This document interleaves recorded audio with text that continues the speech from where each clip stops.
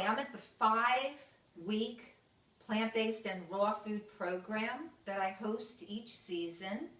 And this is the first session, and I have some wonderful women in my class, so it's very exciting. And we made some really, really cool food. We have an oatmeal cereal that's not really oatmeal. It's made from fruit, from bananas, apples, cinnamon, soaked dates, and some soaked raisins. I have pancakes here that are made out of Brazil nuts, bananas, water, and cinnamon, 3 to 4 ingredients, with a blueberry sauce that's just blueberries and dates, wild blueberries.